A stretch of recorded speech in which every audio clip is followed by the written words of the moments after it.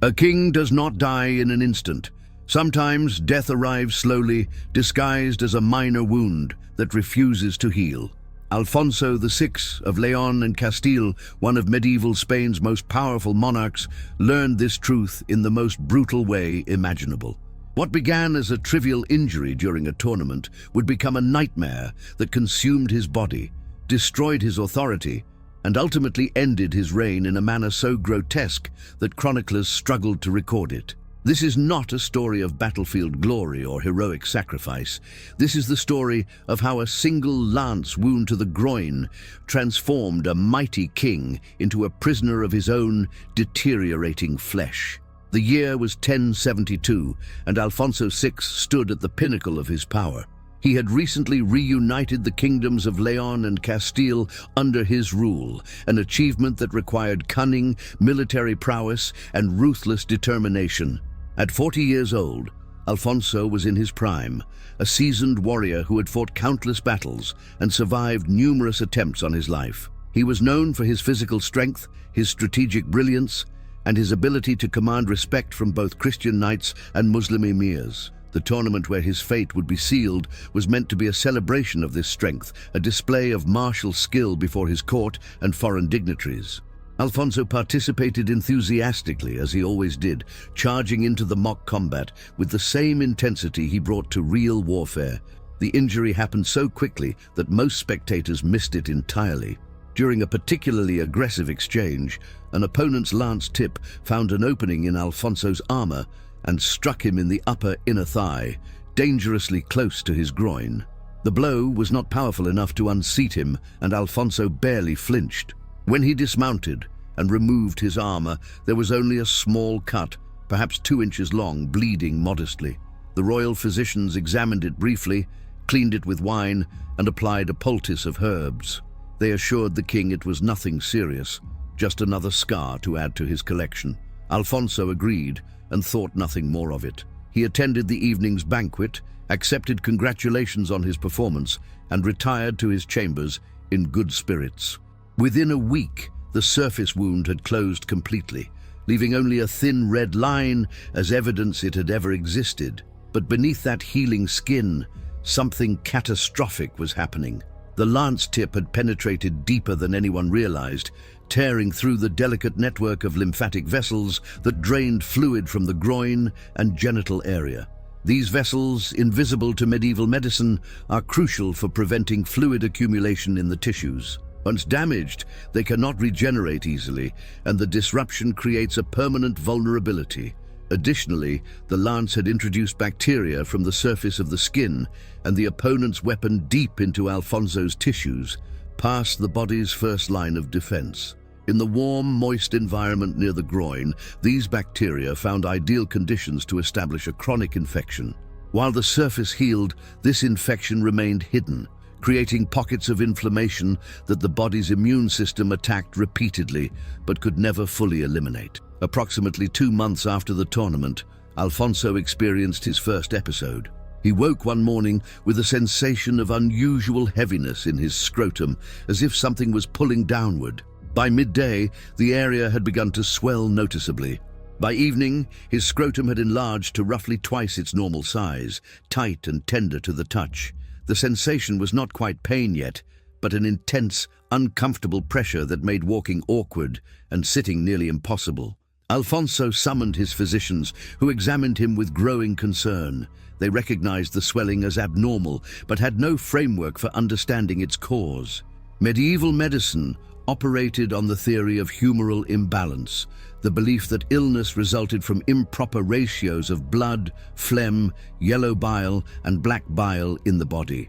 The physicians concluded that Alfonso was suffering from an excess of phlegm and prescribed rest, cold compresses, and herbal remedies intended to dry out the excess fluid. For several days, Alfonso remained in his private chambers while his scrotum gradually returned to near normal size. The reduction was spontaneous, the result of his body temporarily managing to drain some of the accumulated fluid through alternative pathways and reduce the acute inflammation. The physicians declared their treatment successful and assured the king that the problem had been resolved. Alfonso wanted to believe them. He returned to his duties, albeit with some lingering discomfort that he tried to ignore. But the damaged lymphatic vessels had not healed, and the hidden infection had not been eliminated. It was only a matter of time before the cycle repeated. 3 weeks later, the swelling returned, this time more rapidly and more severely. Alfonso's scrotum ballooned overnight, reaching the size of a large orange. The pressure was now accompanied by genuine pain, a deep, throbbing ache that made him nauseous. This pattern would define the remaining years of Alfonso's life. The episodes became increasingly frequent and severe, following a relentless progression that neither the king nor his physicians could control or predict. Each episode began similarly, with that distinctive sensation of heaviness and pulling, a warning sign that Alfonso came to dread because he knew what would follow.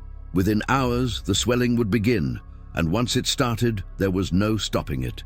His scrotum would enlarge steadily, sometimes over the course of a day, sometimes within just a few hours, the skin stretching tighter and tighter as fluid accumulated beneath. The color would change from normal to reddish purple as blood vessels became engorged and small capillaries ruptured under the pressure. The surface temperature would rise, the area becoming hot to the touch as inflammation intensified. The pain evolved from discomfort to agony. Alfonso described it as feeling like his groin was being crushed in a vice while simultaneously being burned from within. The pain was not localized but radiated throughout his lower abdomen, into his thighs and up his spine. It made every movement torture. Walking became impossible without a specialized gait that kept his legs spread wide, and even then each step sent jolts of pain through his body. Sitting was out of the question. The pressure of any surface against his swollen scrotum was unbearable. Lying down provided little relief because the weight of the swelling pulled painfully regardless of position. Alfonso found that standing was marginally tolerable, but standing for hours at a time brought its own exhaustion and complications. His physicians tried everything their tradition offered: cold compresses made from snow and ice, poultices of crushed herbs, bloodletting from his arms and legs, leeches applied to drain excess humors, dietary restrictions, prayers and religious relics, and various ointments that promised to reduce swelling but did nothing. During particularly severe episodes, which could last anywhere from 3 days to more than a week, Alfonso was essentially immobilized. He conducted the business of ruling from his bedchamber or private audience room, standing at a specially designed tall desk while servants periodically brought fresh cold compresses that were pressed against his robes in a futile attempt to reduce the swelling and heat. Ambassadors and nobles who gained audience during these periods reported seeing a king whose face was grey with pain, whose hands trembled, whose voice was tight with barely controlled suffering. Alfonso tried to maintain his dignity and authority, but it was obvious to everyone that he was barely holding himself together. Council meetings were cut short when his stamina failed. Important decisions were delayed when episodes prevented him from thinking clearly. Military campaigns had to be postponed when Alfonso was physically incapable of mounting a horse, let alone leading troops into battle. The psychological toll was as destructive as the physical. Alfonso had built his identity around strength, control, and invulnerability. He was a warrior king, feared and respected, a man who had never shown weakness. Now his own body was betraying him in the most humiliating way imaginable. The location of his affliction made it impossible to discuss openly, even in medieval times, when bodily functions were discussed more frankly than in later eras. Genital ailments carried a particular shame. Alfonso could not explain to his nobles why he could not ride with them. He could not tell foreign dignitaries why audiences were being cancelled. Rumors filled the void where truth was absent. Some whispered that the king was suffering from a venereal disease, divine punishment for sexual sins. Others suggested he had been cursed by a witch or poisoned by enemies. A few speculated that he was simply growing old and weak, no longer fit to rule. The political consequences were immediate and severe. Medieval kingship was intensely personal. A king's authority derived not just from his title, but from his physical presence, his ability to lead armies, dispense justice in person, host feasts, tour his realm, and demonstrate his power and vitality. When Alfonso began missing important occasions, when he stopped appearing at tournaments, when he could no longer ride out to greet victorious armies returning from campaign, his authority began to erode. Ambitious nobles who had been kept in check by Alfonso's strong hand began testing boundaries. They ignored royal summons, delayed paying taxes, settled disputes with private armies rather than bringing them before the king's court. In the borderlands, where Christian and Muslim territories met, local commanders made their own decisions about when to raid, when to negotiate, when to retreat, no longer waiting for royal direction. Alfonso's Muslim adversaries, who maintained sophisticated intelligence networks, learned quickly that something was wrong with the Christian king. The Almoravid dynasty, which had recently arrived from North Africa to reinforce Muslim Spain, saw opportunity in Alfonso's weakness. Yusuf ibn Tashfin, the Almoravid leader, began planning more aggressive campaigns, confident that the Christian response would be disorganized and delayed. Within 2 years of Alfonso's injury, the military balance that Alfonso had carefully constructed through decades of warfare and diplomacy began to collapse. Christian territories that had paid tribute to Alfonso stopped doing so. Muslim cities that had feared his armies grew bolder. The frontier, which had been relatively stable, erupted into constant skirmishing and raids. Alfonso watched helplessly as his life's work unraveled, his ability to respond limited by a body that betrayed him more with each passing month. As the first year gave way to the second, the episodes were occurring every 3 to 4 weeks, and the severity was escalating. Alfonso's scrotum now swelled to the size of a small melon during peak episodes. The skin stretched so tight that it became shiny and translucent, allowing the veins beneath to be clearly visible. The weight was extraordinary, pulling downward with such force that Alfonso had to support the mass with his hands when attempting to walk. His physicians, desperate and out of traditional options, began proposing more radical interventions. One suggested making small incisions to drain the fluid directly, a procedure Alfonso rejected after being warned that it could introduce more infection or cause uncontrollable bleeding. Another proposed cauterizing the area with hot irons to burn out the disease, a suggestion that horrified everyone present and was never seriously considered. The king's daily routine had become a careful choreography designed around managing his condition. He woke early before dawn, taking advantage of the fact that mornings usually brought some relief, the swelling having partially subsided during the night. He would conduct the most important business of the day during these few hours of relative functionality. By midday, as the swelling inevitably returned and pain increased, Alfonso would retreat to his private chambers where only his most trusted servants and physicians were allowed. The rest of the afternoon and evening were lost to suffering, the king lying on specially arranged cushions, trying different positions to find even momentary comfort, using cold compresses and drinking wine heavily to dull the pain. He slept poorly, waking frequently from pain or from the need to adjust position. This chronic sleep deprivation added to his deterioration, making him irritable, impulsive, and increasingly unable to think with his former clarity. The physical changes were becoming visible to everyone.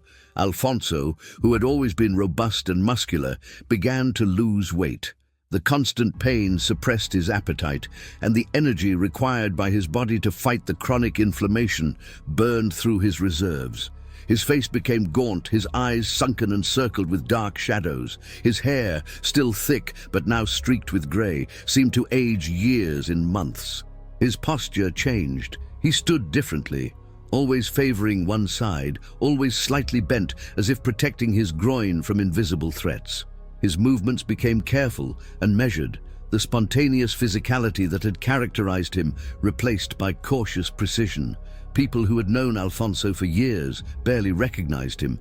The warrior king was disappearing, replaced by an old man trapped in a middle-aged body. In the third year after the injury, a new and terrifying symptom emerged. During one particularly severe episode, Alfonso developed a high fever that lasted 3 days. His physicians recognized this as a sign that infection had spread beyond the localized area, that bacteria were now circulating in his bloodstream.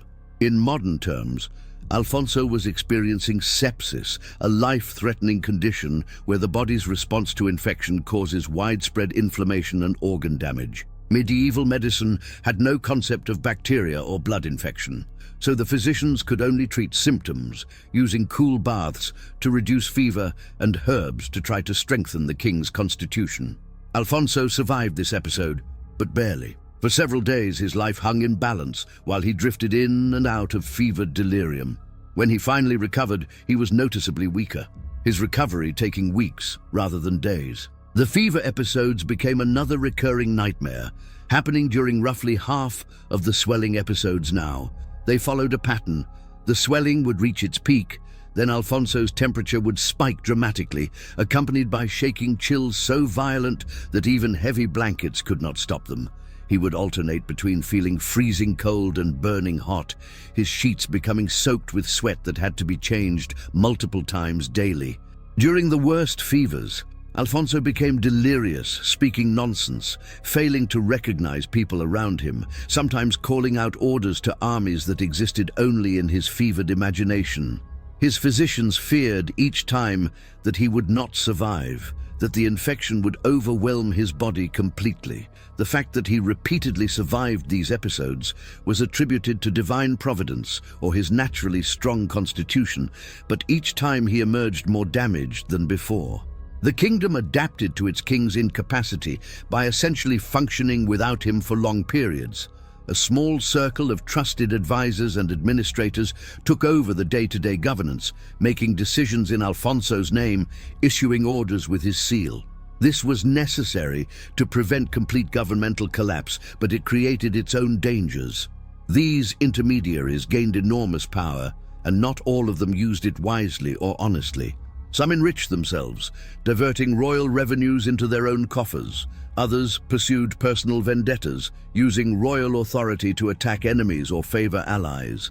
There was no effective oversight because Alfonso, during his frequent incapacities, could not monitor what was being done in his name.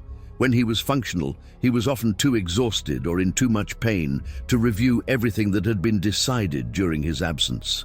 The kingdom began to suffer from corruption and mismanagement at the highest levels. Foreign relations deteriorated markedly. Other Christian kingdoms in Iberia, particularly Aragon and Navarre, had always been wary of Alfonso's power and ambitions. When they perceived his weakness, they began encroaching on territories Alfonso claimed. Border disputes that Alfonso would have previously settled through shows of force or diplomatic pressure festered unresolved. Treaty violations went unpunished. Alfonso's promises, once backed by the implicit threat of his military power, became empty words. Foreign ambassadors learned that making agreements with Alfonso was pointless because he lacked the capacity to enforce them. The king's international prestige, carefully built over decades, evaporated within a few years. Alfonso, who had once been courted by kingdoms as far away as France and the Holy Roman Empire, found himself isolated and increasingly irrelevant on the European stage. By the 4th year, the episodes were occurring weekly, sometimes multiple times per week. There were barely any good days anymore, just periods of slightly less suffering between acute episodes. Alfonso's scrotum never fully returned to normal size anymore. Even at its smallest, it remained visibly swollen, and the skin had become permanently stretched and discolored, marked with purple streaks and patches where blood vessels had ruptured and never properly healed. The chronic stretching had damaged nerves in the area, creating odd sensations, numbness mixed with hypersensitivity, phantom pains that struck without warning. Alfonso described feeling like insects were crawling under his skin or like electricity was shooting through his groin.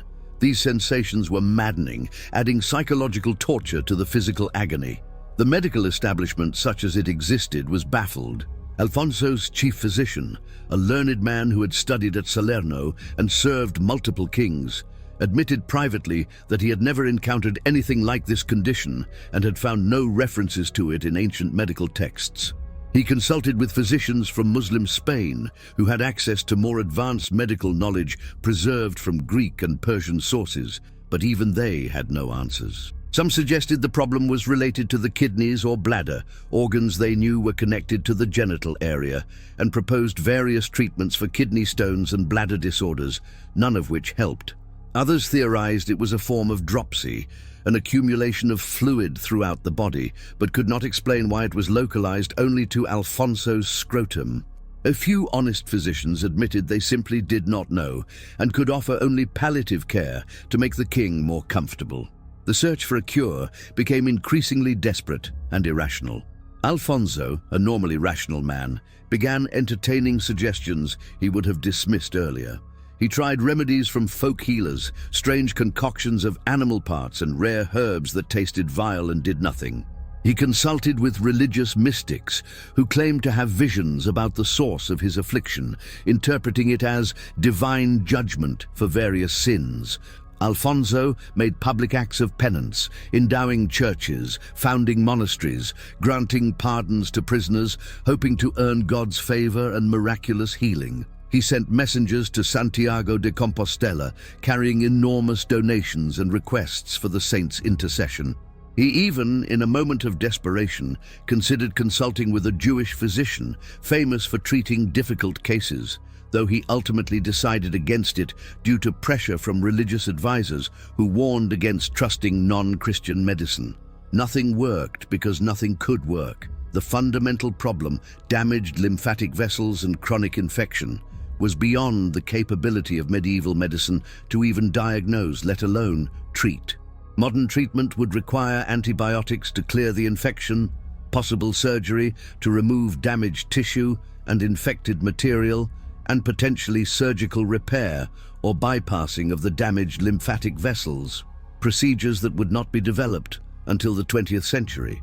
Alfonso was suffering from a condition that was essentially untreatable with the medical knowledge and technology of his era. He was trapped in a deteriorating body, watching helplessly as it destroyed itself from within, taking his kingdom down with it. The psychological deterioration accelerated in proportion to the physical decline. Alfonso, always prone to dark moods, became deeply depressed. He spoke frequently about death, sometimes wishing for it to come quickly and end his suffering. He withdrew from people, avoiding even his closest companions because he could not bear for them to see him in such a degraded state. His temper became unpredictable. He might sit silently for hours, then suddenly explode in rage over trivial matters. His judgment suffered. He made impulsive decisions that his advisors had to quietly reverse later. He became suspicious, imagining conspiracies and betrayals everywhere, trusting almost no one. His personality, once characterized by confidence and control, fragmented under the relentless assault of pain and humiliation. In the 5th year, Alfonso's body began showing signs of systemic failure. The chronic infection and inflammation were taxing his organs beyond their capacity to compensate. His kidneys, working overtime to process the inflammation products and damaged tissues, began to fail. His urine became dark and reduced in volume, his face and extremities swelling as his body retained fluid it could not properly eliminate. His liver, stressed by years of heavy wine consumption used to manage pain, also began failing, causing his skin and eyes to take on a yellowish tinge. His heart, constantly elevated from pain and stress, began showing signs of strain. Alfonso experienced episodes of chest pain and shortness of breath, his heart unable to pump efficiently enough to meet his body's needs. He was dying slowly, his major organs shutting down one by one, the cumulative effect of years of chronic illness. Yet even in this deteriorated state, Alfonso refused to formally abdicate or name a clear successor. He clung to power with desperate determination, perhaps because ruling was the only identity he had left, or perhaps because he feared what would happen to the kingdom after his death. He had several children, but relationships with all of them were complicated.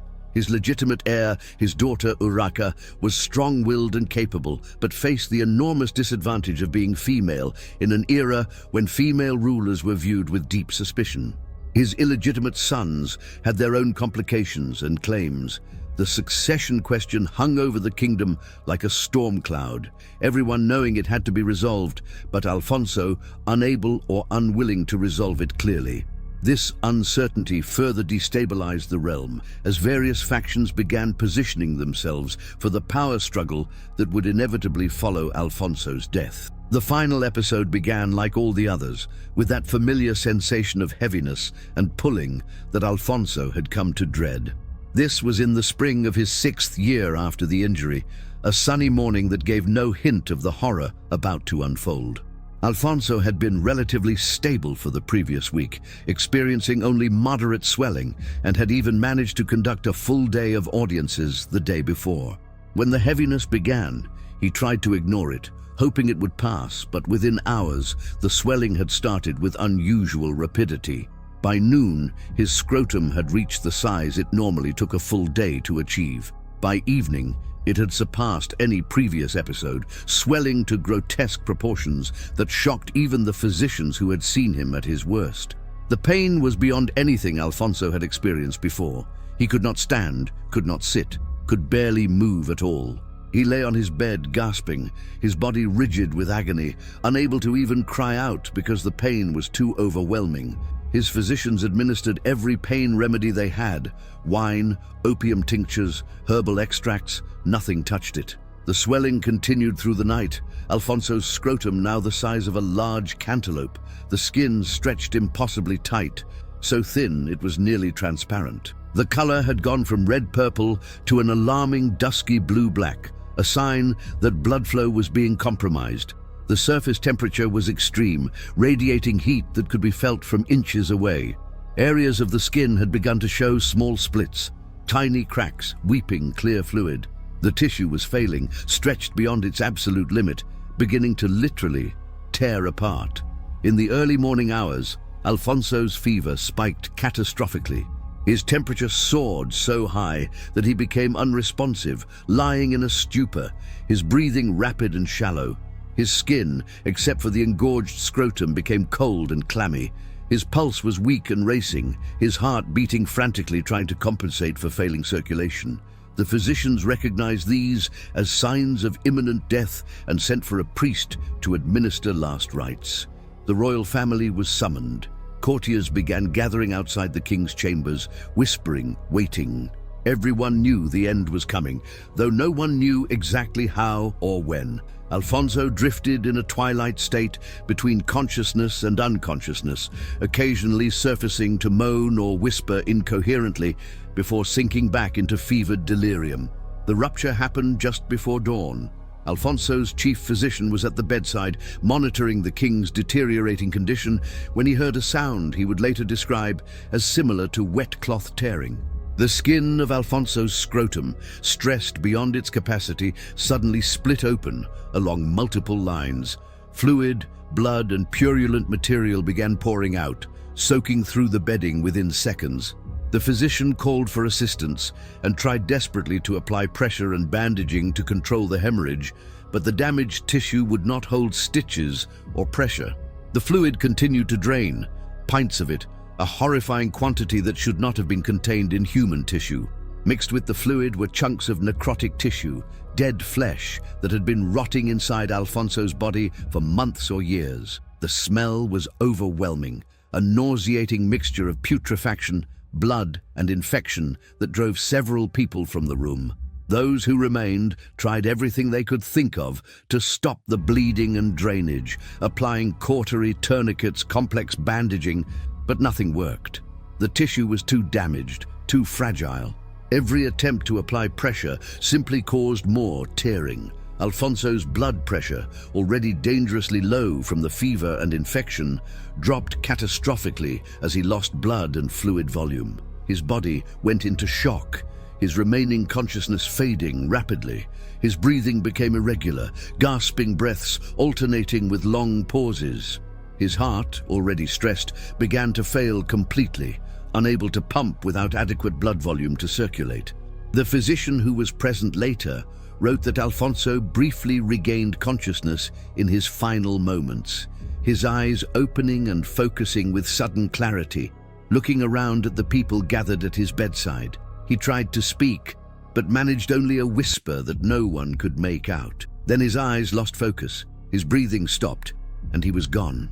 The great Alfonso VI, who had ruled for decades, who had united kingdoms and conquered cities, who had been feared by his enemies and respected by his allies, died in a bed soaked with blood and fluid drained from his own ruptured scrotum, his body destroyed by a wound that had seemed trivial when it was inflicted 6 years earlier.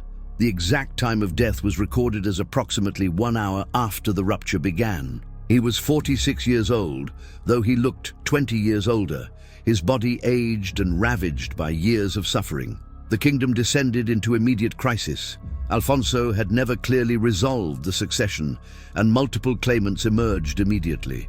His daughter Urraca asserted her right as legitimate heir, but faced opposition from nobles who rejected female rule. Several of Alfonso's illegitimate sons made their own claims, backed by various factions. The unity Alfonso had imposed through personal authority vanished overnight. Within months, the kingdom had effectively fractured, different regions acknowledging different rulers, private armies fighting to enforce competing claims. The Almoravids, recognizing the chaos as opportunity, launched a major invasion, conquering territory that Alfonso had spent his life securing. It would take generations to restore the Christian kingdoms to the position of strength Alfonso had achieved before his injury.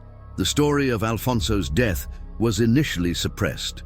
Official chronicles recorded that he died of fever following a brief illness, omitting the grotesque details. The physicians who witnessed the end were sworn to secrecy, and most complied, unwilling to damage the dead king's reputation or their own by describing what they had seen. But in an age when information traveled by word of mouth and servants talked, the truth could not be completely contained. Within years, rumors circulated about the nature of Alfonso's final suffering. Within a generation, somewhat distorted accounts had spread across Europe, repeated in taverns and noble courts, the story taking on legendary qualities as it passed from teller to teller.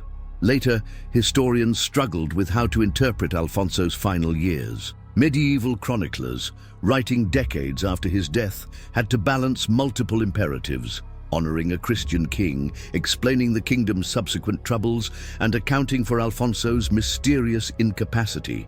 Some portrayed his suffering as divine punishment for sins, particularly his complicated relationships with Muslim rulers and his somewhat flexible approach to religious matters. Others suggested he had been cursed by enemies or poisoned slowly by rivals. A few honest chroniclers recorded what they had learned about the injury and its consequences, though their medical explanations were necessarily limited by medieval understanding of anatomy and disease. What came through in nearly all accounts was a sense of tragedy, a great man brought low not by worthy opponents but by his own failing flesh. Modern medical analysis of historical descriptions suggests Alfonso suffered from lymphedema secondary to traumatic lymphatic damage, complicated by chronic bacterial infection likely caused by Staphylococcus or Streptococcus species. The progressive nature of his symptoms, the cyclic episodes of swelling and fever, the eventual catastrophic tissue failure, all fit this diagnosis. The injury damaged lymphatic vessels that normally drain fluid from the genital area, causing progressive accumulation. The introduced bacteria established a chronic infection that his immune system attacked but could never eliminate, causing recurring inflammatory episodes. Over years, the repeated cycles of swelling and inflammation stretched and weakened the tissues until they finally ruptured. The terminal event was likely a combination of hemorrhagic shock from the rupture, septic shock from massive bacterial release into the bloodstream, and cardiovascular collapse. Essentially, Alfonso died from untreated chronic infection and its complications, a condition that would be entirely treatable with modern antibiotics and surgical techniques. The broader medical lesson from Alfonso's case is the danger of deep puncture wounds in areas with complex lymphatic drainage. Even today, injuries to the groin can cause chronic problems if lymphatic vessels are damaged, though modern medicine can diagnose and treat these issues before they become catastrophic. Medieval physicians, lacking understanding of lymphatics, bacteria, or inflammation mechanisms, had no framework for understanding what was destroying Alfonso's body. They did their best with the knowledge available to them, which unfortunately was entirely inadequate to the challenge. Alfonso's suffering was not due to medical incompetence, but to the fundamental limitations of medieval medical knowledge. No physician of that era, no matter how skilled or learned, could have saved him. The psychological dimension of Alfonso's tragedy deserves emphasis. Modern patients with chronic painful conditions have access to support systems, pain management, and the knowledge that their illness is understood, even if not always curable. Alfonso had none of this. He suffered in confusion and isolation, unable to understand why his body was failing, unable to make it stop, unable to even discuss it openly due to shame and the politics of royal dignity. The mental anguish of watching his body deteriorate, his power evaporate, and his life's achievements unravel, while being powerless to prevent any of it, may have been worse than the physical pain. He died not just in agony, but in despair, a complete psychological and spiritual collapse accompanying the physical one. The political impact of Alfonso's incapacity extends beyond immediate succession crises. His case demonstrates how completely medieval governance depended on the personal capacity of the monarch. When the king was strong, the system worked reasonably well. When the king was weak or absent, the system had almost no institutional safeguards or backup mechanisms. Everything from military command to diplomatic relations to judicial authority flowed through the person of the king. When that person was incapacitated, the entire structure became vulnerable. Alfonso's prolonged incapacity revealed and exacerbated every weakness in medieval monarchical government. The lesson was not lost on his successors, though institutional solutions would take centuries to develop. The idea of separating the person of the king from the office of the king, allowing government to function even when the individual monarch was incapacitated, was still far in the future. The military consequences were particularly severe and long-lasting. Alfonso had established Christian dominance in Iberia through decades of careful military and diplomatic work. He had pushed back Muslim forces, secured strategic cities, established tribute relationships that brought wealth and influence, and created a military reputation that deterred aggression. All of this required constant personal attention and occasional demonstrations of force. When Alfonso became unable to lead armies, unable to respond quickly to threats, unable to maintain the personal relationships with military commanders that made his system work, everything began to unravel. Muslim forces, recognizing the opportunity, went on the offensive. Gains that took decades to secure were lost in years. Christian territories that had seemed permanent were reconquered. The frontier moved substantially in favor of Muslim forces, a reversal that would take generations to undo. The Reconquista, the centuries-long Christian effort to retake Iberia from Muslim rule, was set back measurably by Alfonso's incapacity and death. The story of Alfonso VI's death also reveals the vulnerability of historical figures to random misfortune. Alfonso was not killed by a worthy opponent in battle, not assassinated by a clever enemy, not destroyed by his own vices or mistakes. He was brought down by a random tournament injury that could have happened to anyone, that did happen to many people without severe consequences. The lance tip just happened to hit at the wrong angle, in the wrong place, with enough force to cause deep damage, but not enough to cause immediately obvious injury.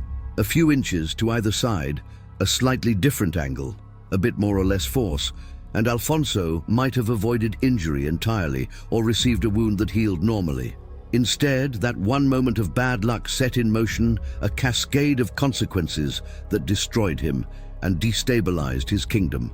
It is a reminder that historical outcomes are not predetermined. The chance plays an enormous role, that the fate of nations can turn on moments of random misfortune. For those who witnessed Alfonso's final years, the experience was profoundly disturbing. Courtiers, advisors, and family members watched a man they had known as powerful and capable waste away before their eyes, transformed into a suffering invalid. The contrast between the Alfonso they remembered and the Alfonso they saw in his final years was shocking. More disturbing was their helplessness to do anything about it. Medieval people were familiar with sudden death from violence or acute illness, but Alfonso's slow deterioration was different, a prolonged dying that gave everyone time to recognize what was happening without being able to prevent it. The physicians suffered particularly. They had dedicated their lives to healing, but faced with Alfonso's condition, they were revealed as impotent, their treatments useless, their theoretical frameworks inadequate. Several of Alfonso's physicians are recorded as having experienced crises of confidence afterward, questioning whether their medical knowledge was worth anything at all. The broader cultural impact of Alfonso's story manifested in changed attitudes toward tournament injuries. Before Alfonso, tournament wounds were generally dismissed as trivial, expected costs of martial training and entertainment. After Alfonso, there was increased recognition that even minor-seeming wounds could have serious consequences. Tournament rules began to evolve, with more emphasis on protective equipment and restrictions on targeting certain body areas. Medical attention to tournament injuries improved, with more careful initial examination and longer observation periods.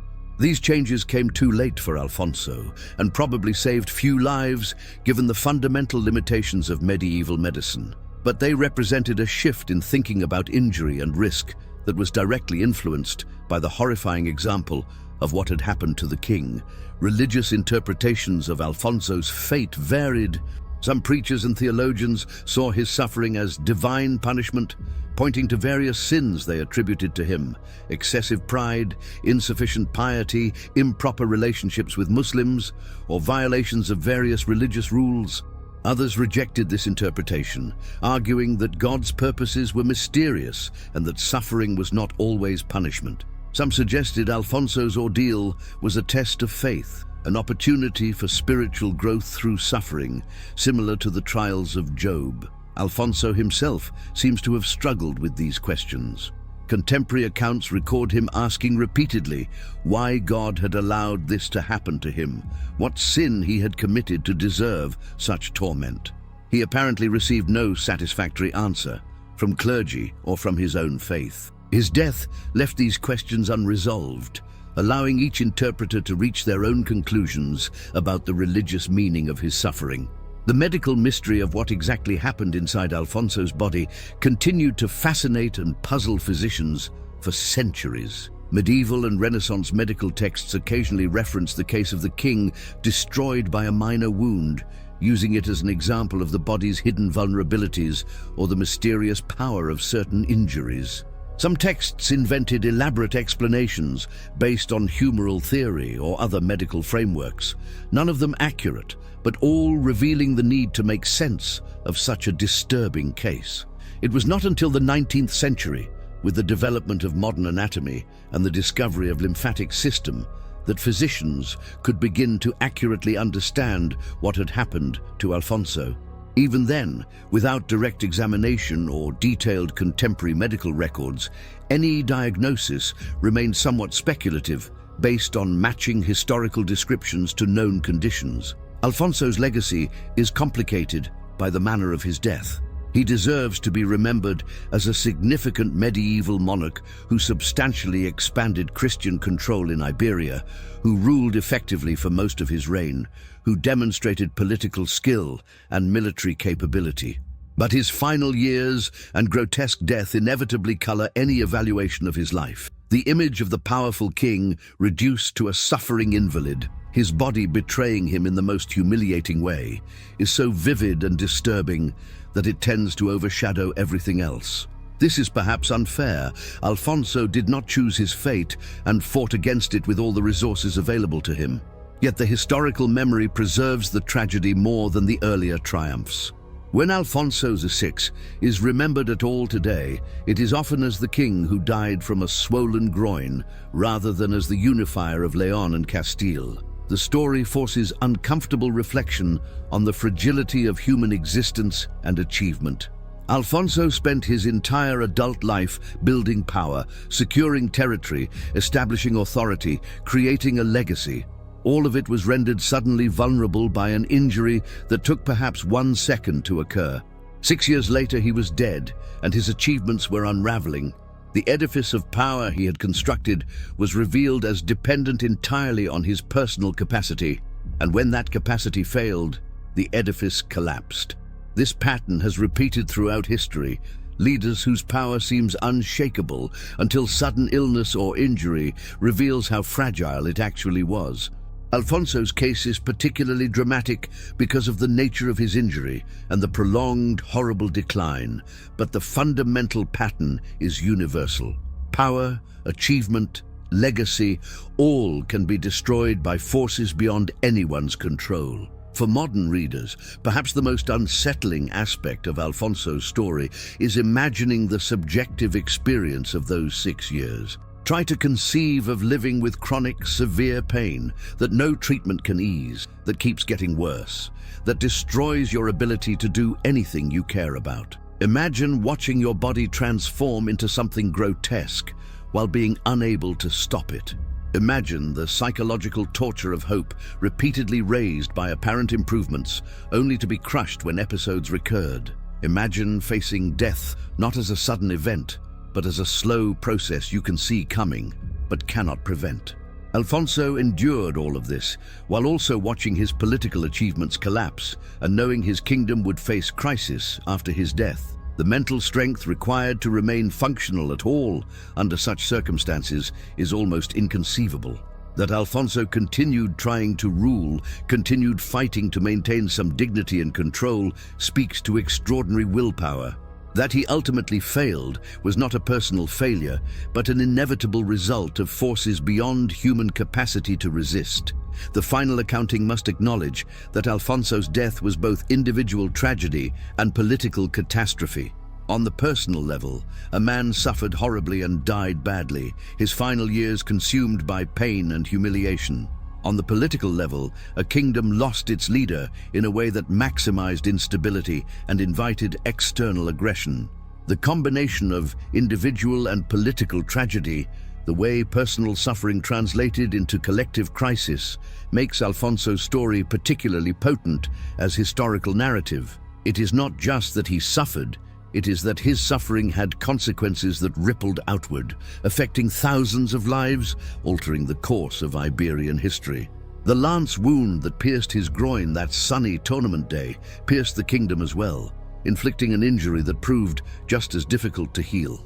In the end, what can be said? A king died from an infection caused by a minor wound, an outcome that would be easily preventable today, but was untreatable then. His suffering was real, prolonged, and ultimately fatal. The medical knowledge that could have saved him would not exist for centuries. The political structure that depended entirely on his personal capacity collapsed when he could no longer function. His kingdom descended into chaos. His enemies seized advantage, his achievements unraveled. None of it was anyone's fault exactly. The physicians did their best. Alfonso fought as hard as he could, but knowledge and effort proved insufficient against the relentless progression of damaged tissue and chronic infection. Sometimes, especially in historical eras with limited medical capability, there are no good outcomes, only varying degrees of catastrophe. Alfonso VI's final years and death represent one of those historical moments where nothing could be done and everything fell apart, where individual agony and political crisis merged into a tragedy that was complete, inevitable, and utterly pointless. The story endures because it touches something fundamental in human experience: the fear of bodily betrayal, of suffering that cannot be escaped, of decline that cannot be reversed. Alfonso could have been killed in battle, a quick death that would have allowed him to be remembered as a hero. Instead, he died slowly, inglorious, his body destroying itself in the most degrading way imaginable. There was no meaning in it, no lesson to be learned, no higher purpose served. Just suffering and death, random and horrible and final. In a way, this makes his story more disturbing than tales of martyrs or heroes who died for causes. Alfonso died for nothing, from nothing, his power and achievement counting for nothing against bacterial infection and lymphatic damage. It is a reminder that for all human achievement and ambition, we remain vulnerable to the most basic biological processes, and that recognition, while humbling, is also a fundamental truth about the human condition.